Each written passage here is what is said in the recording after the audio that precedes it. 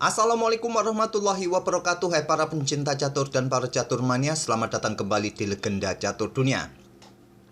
Tadi saya sempat ingin mengulas turnamen Pro Chess League kawan, turnamen antar tim secara online, tapi saya lihat pemainnya mungkin kalian tidak ada yang kenal, tidak terlalu familiar kawan, karena Grandmaster papan tengah yang main kawan. Jadi mungkin kurang menarik bagi kawan-kawan semua. Jadi saya putuskan untuk kembali mengulas satu partai di turnamen Women Grand Prix leg kedua. Women Grand Prix ini ada 4 leg kawan. Kita masih di posisi leg kedua, nanti kita coba lihat schedule leg ketiga keempatnya seperti apa. Dan seperti sebelum-sebelumnya kawan, Women Grand Prix ini merupakan salah satu ajang untuk mendapatkan tiket kandidat turnamen tahun 2024 kawan. Dan untuk game kali ini saya ambil derby Cina kawan, antar pemain Cina yaitu Tan Zhongyi melawan Zhu Jiner. Tan Zhongyi ini merupakan finalis kandidat turnamen tahun ini kawan. Nanti akan berhadapan dengan pecatur Cina lainnya yaitu Lei Tingji, sama-sama pemain Cina. Artinya kawan, nanti juara dunia wanita tahun 2023 ini masih akan dipegang pemain Cina, karena juara bertahannya Zhu Wenjun juga berasal dari Cina. Mungkin juga juara dunia prianya bisa jadi milik Ding Liren. Artinya juara dunia tahun ini bisa juga kedua-duanya berasal dari Cina kawan. Oke, pertama-tama di sini Tan Zhongyi pegang putih, mengawali dengan pembukaan Inggris pion C4, pion E5 kawan, dan dilanjut dengan kuda F3, di sini kuda C6.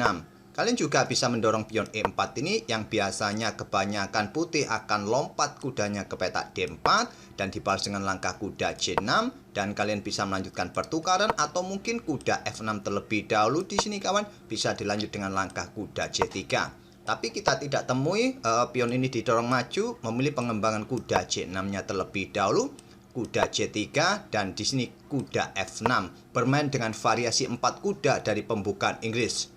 Cukup berbeda kawan dengan permainan seperti ini. Mungkin kalian melihat setelah pion C4 dibalas dengan pion C5, ini adalah variasi simetrikal yang sering juga kita dapati permainan 4 kuda seperti ini. Tapi bedanya ini adalah posisi simetrikal, beda lagi dengan permainan aslinya tadi setelah kuda C6, kuda C3, dan kuda F6 ini kawan. Permainan 4 kuda dari pembukaan English Opening. Pion E3, gajah B4, pressure kuda, menteri C2, untuk backup kudanya agar jika terjadi baku hantam tidak rusak struktur pionnya kawan. Rokade oleh Zhu Jiner, di sini kuda ke D5 menantang pertukaran kuda di pusat ataupun juga coba tekan gajah gelap. Tidak diperdulikan memilih benteng E8. Stockfish menyarankan gajah ini ditarik mundur ke petak E7 kawan. Kalau kalian menerima tantangan seperti ini, jelas di sini pion akan mengganggu posisi kuda. Kuda mundur ke petak E7 dan dibalas dengan langkah kuda ambil pion E5. Kalian bisa ambil pion yang ada di petak D5 kawan. Bisa juga variasi atau permainan seperti ini kalian lanjutkan, mungkin pion A3 akan dimainkan agar tidak mengganggu di diagonal ini kawan. Setelah gajah ini mungkin mundur, kalian melanjutkan pengembangan gajah terang ataupun juga bermain dengan pion D4 terlebih dahulu, gajah terang berikutnya, rokade di langkah berikutnya. Memilih dengan langkah mengeluarkan benteng langsung ke lajur E, ke peta E8. Di sini menteri ke peta F5 kawan. Coba tekan kuda di sini dan ingin merusak bangunan pion hitam di lajur F. Dan di sini pion D6 dimainkan, pilihan terbaik untuk discover kawan. Kalau seumpama sekarang pertukaran ini diterima oleh hitam kawan, ya diambil balik oleh pion C, ancam kuda. Kuda ke petak E7, ancam menteri, ancam pion. Kalian mungkin bisa mendapatkan pion yang ada di petak ini. Dan pion C6 akan dilanjutkan oleh hitam atau dengan pion D6 juga bisa dilanjutkan. Permainan masih cukup berimbang dalam titik itu kawan. Memilih dengan pilihan terbaik, pilihan engine pion D6, dan di sini kuda pukul kuda F6 diambil balik menggunakan pion G. Menurut kita, menurut pos ronda, kalau sama-sama pion ini bertumpuk, mungkin lebih baik setelah kuda pukul kuda kita ambil saja dengan menteri. Ya, bisa seperti itu kawan. Hitung-hitungannya pion kita rusak. Tapi di sini Zhu Jiner memilih ambil balik menggunakan pion G. Menteri mundur ke petak C2 menghindari discover di sini. Dan sekarang pion E4 dimainkan, usir kuda. Kuda mundur ke petak G1, pilihan stockfish kawan. Memilih ke peta H4. Pion D5, tantangan ditunda kawan, memilih dengan pion A3 terlebih dahulu. Gajah mundur ke F8, backup petak gelapnya agar nanti tidak ada masalah di lajur yang semi terbuka di lajur G ini. Barulah sekarang pion C pukul pion D5. Menteri ambil balik pion D5 dan pion D4 dipukul menggunakan N pasen. Permainan tetap terbuka kawan, diambil balik oleh gajah incar pion. Menteri bergeser ke H5 jaga pion, ancam kuda. Kuda kembali ke F3 dan gajah G4. Sama-sama ingin merusak bangunan pion di sini kawan. Dipertahankan dengan gajah E2 dan benteng AD8 keluar kawan. Gajah D2 di sini dipersiapkan untuk diagonal gelap panjang. Kuda manuver ke petak E5, coba pressure kuda yang ada di petak F3 dan di sini kawan pilihan terbaik adalah gajah bergerak ke petak C3 untuk sesegera mungkin mendapatkan diagonal ini. Mungkin di sini hitam akan merusak pion kalian di sisi raja ini dengan kuda pukul kuda terlebih dahulu. Simple, kalian ambil balik dengan pion agar segera terbuka lajur G ini kawan. Kalau diambil balik oleh gajah, kalian melakukan skak terlebih dahulu dan ancamannya cukup serius kawan. Dan di sini raja ada pilihan bergeser atau blokade. Kalau blokade dengan gajah G7, gajah ambil pion F6, gajah ini akan tewas di langkah berikutnya kecuali kalian backup dengan menteri dan kalian akan kehilangan menteri. Ataupun kalau kalian ingin bergeser dengan raja ke H8, maka tetap kawan gajah akan ambil pion tempo skak juga. Tak ada pilihan lain, blokade disikat oleh gajah, skak lagi, open skak lagi di posisi ini kawan. Terserah kalian mau backup dengan menteri ataupun dengan gajah di sini disikat oleh gajah. Tak ada pilihan lain kawan, atau disikat terlebih dahulu dengan benteng di sini kawan. Sama saja hancur lebur kawan. Dengan variasi gajah ini bergerak ke petak C3 terlebih dahulu dan dilanjutkan baku hantam di petak F3. Tapi memilih rokade panjang terlebih dahulu dan ini hampir sama kawan.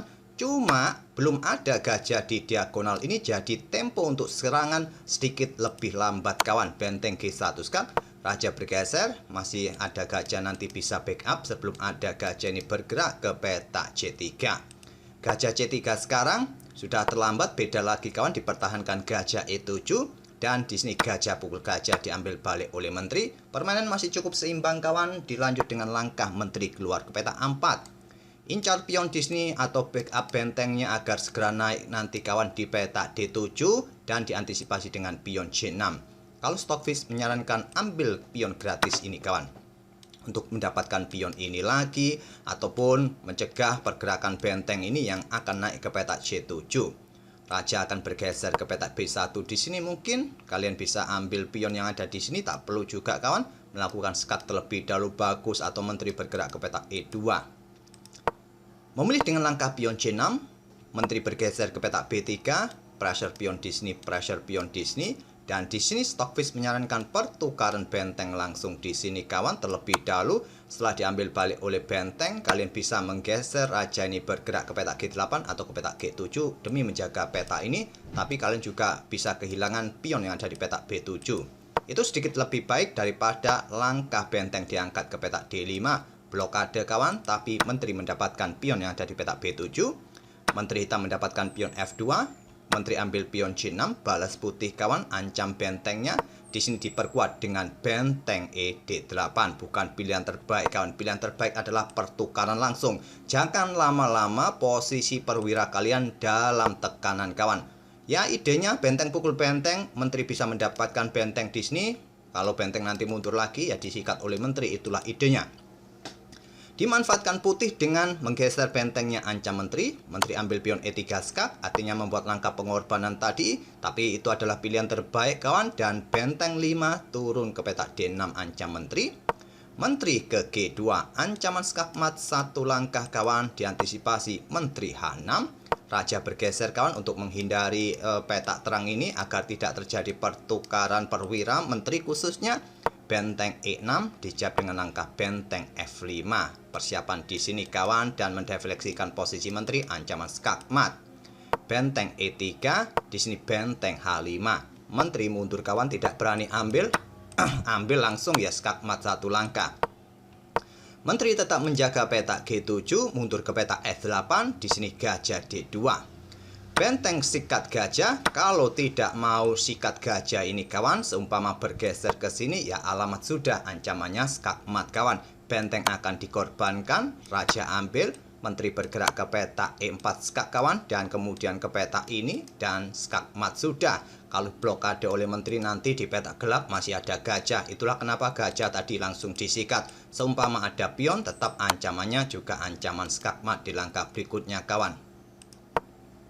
Oleh karena itu gajah ini langsung disikat, diambil balik kawan. Sekarang hitam kalah kualitas perwira. Berlanjut dengan benteng E5 menantang pertukaran benteng, ditolak dengan benteng mundur ke H3.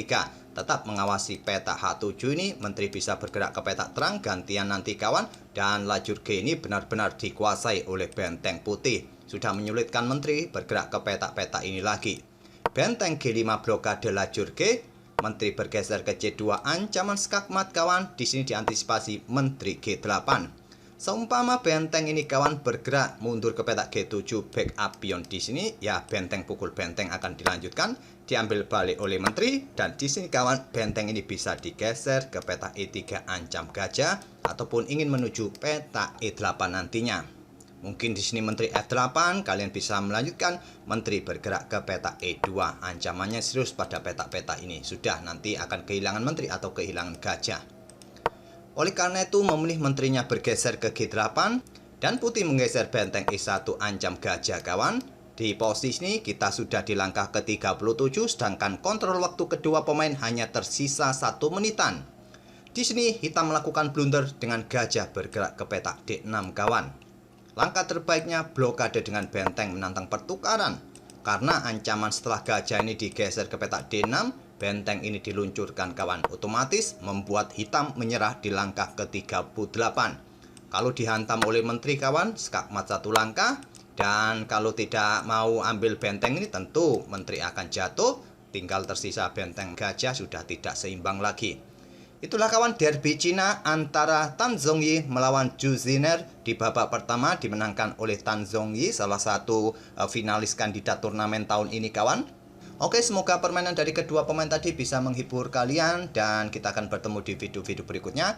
Terima kasih. Wassalamualaikum warahmatullahi wabarakatuh.